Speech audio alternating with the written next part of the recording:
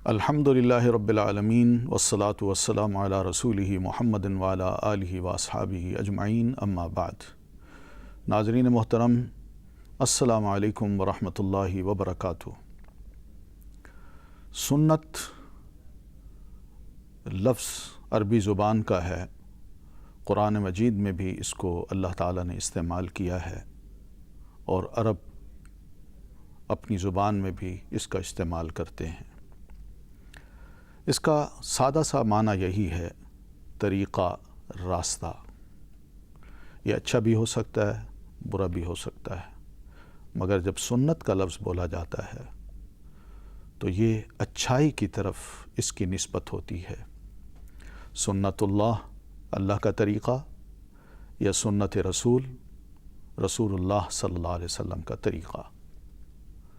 تو اس اعتبار سے محدثین کرام ہوں یا فقہائے کرام، انہوں نے نبی علیہ الصلاۃ والتسلیم کی جو سنت ہے اس کا معنی یہی کیا ہے کہ جو کام، جو طریقہ نبی علیہ الصلاۃ والتسلیم کی طرف منسوب کیا جاتا ہے، یا جو طریقہ اور جو کام پیارے نبی علیہ الصلاۃ والتسلیم نے کیا ہو، اس کو کہتے ہیں سنت۔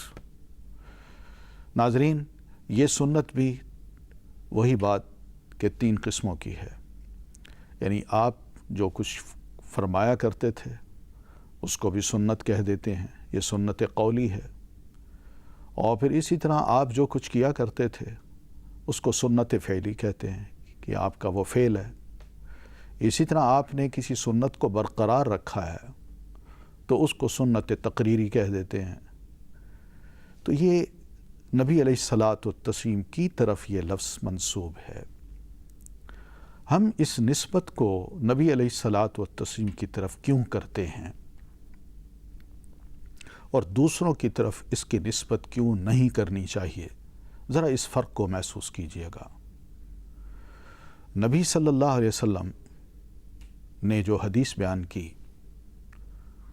آپ کے اس ارشاد کے 2 حصے ہوتے ہیں، حدیث کے 2 حصے ہوتے ہیں، ایک سند ہوتی ہے اور ایک متن ہوتا ہے۔ سند وہ روایت ہے جس میں راویوں کے نام ہوتے ہیں، اور متن وہ ہوتا ہے جس میں نبی علیہ الصلاۃ والتسلیم کا کوئی ارشاد، آپ کا کوئی عمل یا آپ کا کوئی برقرار رکھا ہوا عمل موجود ہوتا ہے۔ تو گویا حدیث، متن اور سند، ان دونوں کو جمع کر کے اس کو کہتے ہیں حدیث۔ یہ حدیث جب اتھینٹک ثابت ہو جائے، ضعیف نہ ہو، اتھینٹک ہو، صحیح ہو، فیبریکیٹڈ بھی نہ ہو، ہر اعتبار سے محدثین کرام نے اس پر صحت کی تمام شرائط پانے کے بعد اس کو صحیح قرار دیا ہو، یہ حدیث جب صحیح ثابت ہو جائے تو پھر متن جو ہے، متن اس سے سنت ثابت ہوتی ہے۔ کیونکہ حدیث اگر ضعیف ہے، فیبریکیٹڈ ہے، میں وہاں پر سند کو تو نہ دیکھوں اور متن کو لے کے بیٹھ جاؤں اور اس سے کئی سنتیں نکال کے لوگوں کو بتاؤں، تو یہ سب سنتیں ضعیف ہیں، یہ صحیح نہیں ہیں۔ صحیح سنت وہ ہوگی جو نبی علیہ الصلاۃ والتسلیم کی اس اتھینٹک اور صحیح احادیث کے متن سے جو مسائل ڈیڈیوس کیے جائیں گے وہ صحیح سنت ہوگی۔ اسی وجہ سے ہم دیکھتے ہیں کہ خلفائے راشدین نے نبی علیہ الصلاۃ والتسلیم کی احادیث کو اپنی خلافت میں ہر اعتبار سے قرآن مجید کے بعد فوقیت دی اور ان پر عمل کیا۔ جب بھی کوئی نیا ایشو آتا، قرآن مجید میں نہ پاتے تو وہ ایک دوسرے سے مل کے یہ معلوم کر لیا کرتے تھے کہ اللہ کے رسول صلی اللہ علیہ وسلم کا کوئی ارشاد اس مسئلہ میں، اس ایشو کے بارے میں، تو جس کو معلوم ہوتا وہ بتا دیتا تھا۔ مثال کے طور پر جناب ابو بکر رضی اللہ تعالیٰ عنہ، ان کے پاس ایک بڑھیا خاتون آئیں اور کہنے لگیں کہ میرا پوتا فوت ہو گیا ہے، اس کی وراثت کو تقسیم کیا جا رہا ہے، لیکن مجھے اس کے حصے سے محروم کیا جا رہا ہے۔ آپ خلیفہ وقت ہیں، پلیز آپ تھوڑا سا اس معاملے میں دخل اندازی کر کے مجھے میرا حصہ دلوائیے۔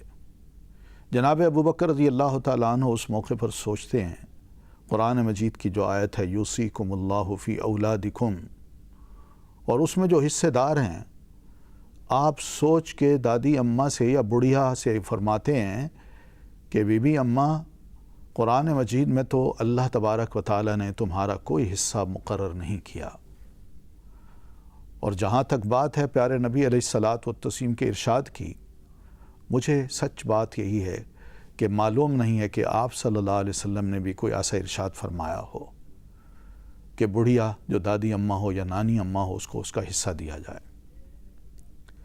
وہاں پر دو صحابہ بیٹھے ہوئے تھے، جناب مغیرہ ابن شعبہ رضی اللہ تعالیٰ عنہ اور محمد ابن مسلمہ رضی اللہ تعالیٰ عنہ۔ ان دونوں نے عرض کی، خلیفہ محترم، ہم اس کیس کے وقت موجود تھے، آپ کے سامنے بعین ہی یہی کیس لایا گیا تھا اور آپ نے دادی اماں کو حصہ دلایا تھا، آپ نے دادی اماں کو حصہ دلایا تھا، ہم اس کے گواہ ہیں۔ تو انہوں نے سنا اور فوراً فیصلہ صادر فرما دیا کہ ہاں، جب سنت رسول ہے تو بس اسی کے مطابق فیصلہ ہوگا، اور کر دیا۔ تو خلفائے راشدین کی جو سنت ہے وہ یہی ہوا کرتی تھی۔ یہ نہیں ہو سکتا کہ خلفائے راشدین نبی علیہ الصلاۃ والتسلیم کے کسی بھی مسئلے میں مخالفت کریں اور پھر اپنے دور کے تقاضوں کے مطابق کچھ چینج کر کے لوگوں کو اپنی بات منوائیں۔ ایسا کوئی مسئلہ ثابت نہیں ہے۔ اگر مزید تحقیق کرنی ہے تو مسند احمد بن حنبل کو دیکھیے، اس میں یہ واقعہ مذکور ہے کہ امام احمد بن حنبل رحمۃ اللہ علیہ نے اس کو بیان کیا ہے۔ فرماتے ہیں کہ نبی صلی اللہ علیہ وسلم نے جو حکم دیا تھا کہ حج کی 3 اقسام میں کوئی بھی قسم ہو اس کو کر لیجئے، حج تمتع بھی کیجئے۔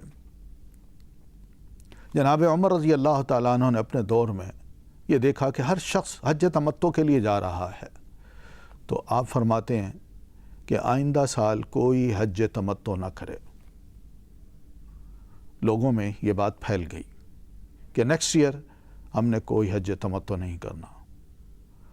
نیکسٹ ایئر جب حج کا موقع آتا ہے اور لوگ حج کے لیے عمرہ احرام باندھنا چاہتے ہیں، تو جناب عبداللہ ابن عمر رضی اللہ تعالیٰ عنہما، یعنی سیدنا عمر خلیفہ وقت کے بیٹے، امیر المؤمنین کے بیٹے، اپنے والد کے پیچھے نماز پڑھتے ہیں، اور نماز کے بعد جب والد اٹھ کے چلتے ہیں تو بیٹا پیچھے سے بلند آواز سے کہتا ہے اور احرام باندھتے ہوئے کہتا ہے، لبیک حجم بالتمتع، اللہ میں حج کے لیے حاضر ہو رہا ہوں اور حج تمتع کی میری نیت ہے۔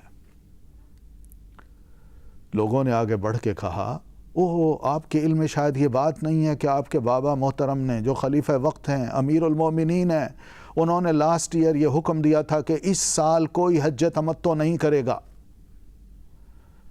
تو جناب عبداللہ رضی اللہ تعالیٰ عنہ فرماتے ہیں، تمتعنا فی عہد رسول اللہ صلی اللہ علیہ وسلم، ہم نے تو رسول اللہ صلی اللہ علیہ وسلم کے زمانے میں حج تمتع کیا تھا۔ انہوں نے کہا، آپ کے بابا ہیں، انہوں نے حکم دیا ہے۔ فرماتے ہیں کہ لوگو، من ابی، میرے والد کون ہوتے ہیں؟ تم بتاؤ، امر ابی یتبع ام قول رسول اللہ، کیا میرے والد کی بات کو فالو کیا جائے گا یا اللہ کے رسول صلی اللہ علیہ وسلم کی بات کو مانا جائے گا؟ یہ سنت ہے، نبی علیہ الصلاۃ والتسلیم کی سنت۔ جناب عمر رضی اللہ تعالی عنہ جو آرڈر دے رہے ہیں وہ ان کا ذاتی خیال ہے، ذاتی اجتہاد ہے، لیکن جو سنت متواترہ ہے وہ یہی ہے کہ پیارے نبی علیہ الصلاۃ والتسلیم نے جو حج کا حکم دیا تھا بس وہی چلے گا، اور اس کی مخالفت نہیں کی جا سکتی، اور اگر کوئی کرے گا تو سب سے پہلا اس کا مخالف امیر المومنین کا اپنا بیٹا ہوگا۔